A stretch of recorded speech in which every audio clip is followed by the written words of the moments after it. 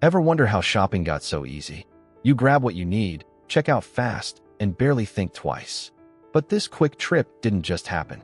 Someone had to fight hard, plan big, and change everything to make your errands simple. The real story behind all that ease is far wilder than you think. It's hard to even picture now, but let's go back in time. Think about this. In 1946, Americans bought more pickles and sauerkraut than all the frozen food in the country combined. Yeah, really. Quick, frozen meals just weren't a thing for most people.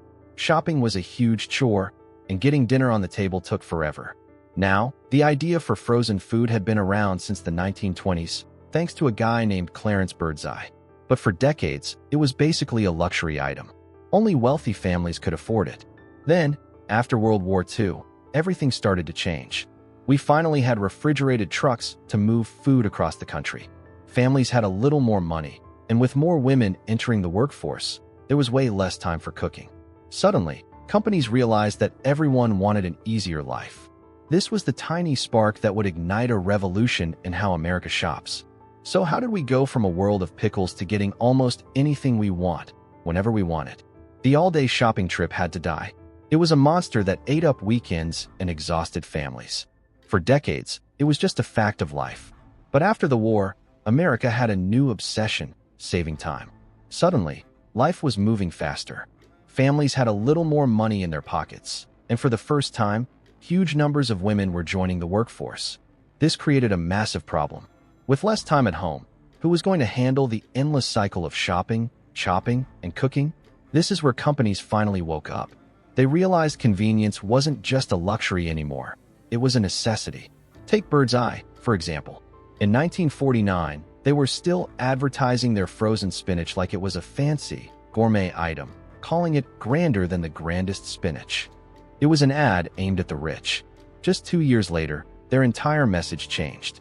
Suddenly, their products were, "Oh, so easy on mom," and her pocketbook. It was a total revolution in thinking. They weren't selling fancy food anymore. They were selling freedom from the kitchen. And it worked. It worked unbelievably well. Minute Maid's frozen orange juice is the perfect example. In 1948, they made about $3 million in sales. Just 3 years later, that number skyrocketed to $29 million. The demand for easy was absolutely explosive. But here's the part everyone got wrong at first. The companies all thought their ideal customer was a white, middle-class mom in the suburbs. But when they actually looked at the data, they were shocked.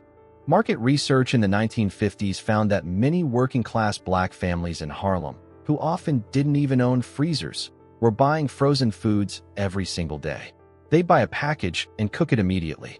For them, it wasn't about stocking up. It was about getting a hot meal on the table, right now, with less work. This proved that the need to escape the grind of daily chores wasn't about class or money. It was universal. America was finally building a system to fix the frustration of everyday shopping, one frozen dinner at a time. But this created a brand new problem.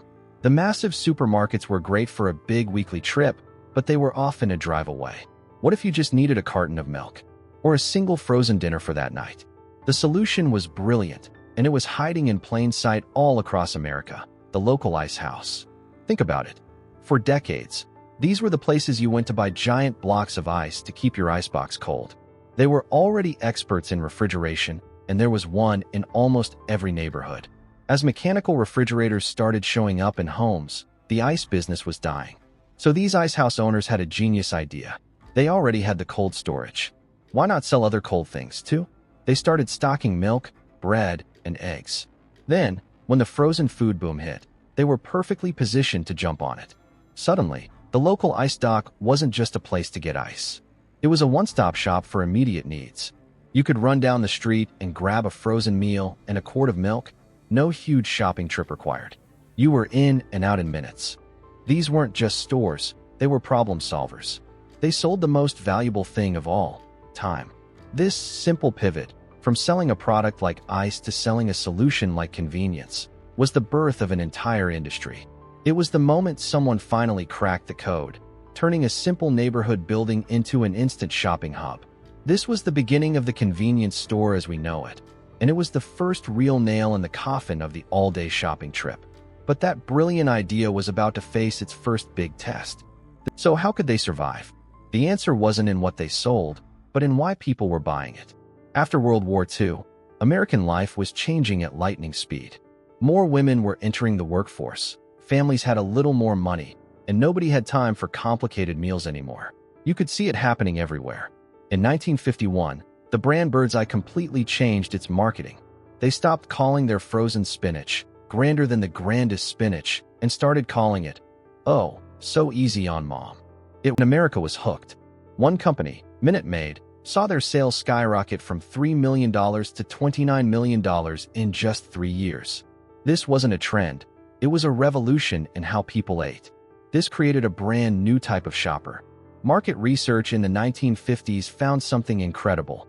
In places like Harlem, many working-class families who didn't even own a freezer were buying frozen foods every single day.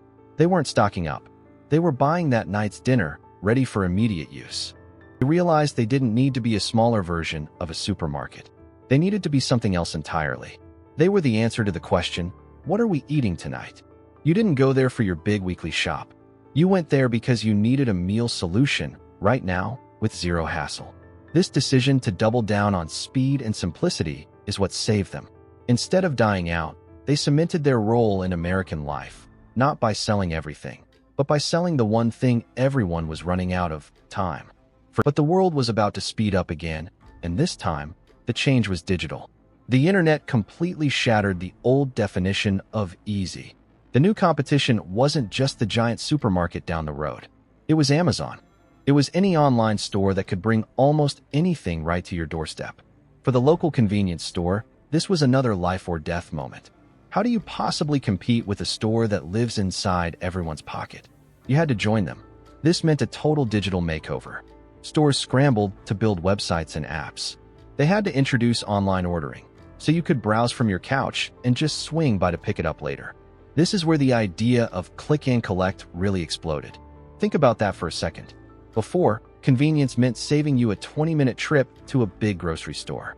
Now, convenience meant saving you the 5 minutes it takes to walk down the aisles. You just tap your order on a screen, and it's bagged and ready the moment you walk in. And of course, mobile payments became totally non-negotiable. Tapping your phone to pay was just faster than fumbling for cash or a card. Every single second saved was another tiny victory in the battle for your business. AI is already being used to manage what's on the shelves. Imagine a freezer that knows it's down to its last few pizzas. That freezer can automatically place an order, ensuring it's restocked before the dinner rush even begins. For you, the customer, it just works. You never have to face an empty shelf again.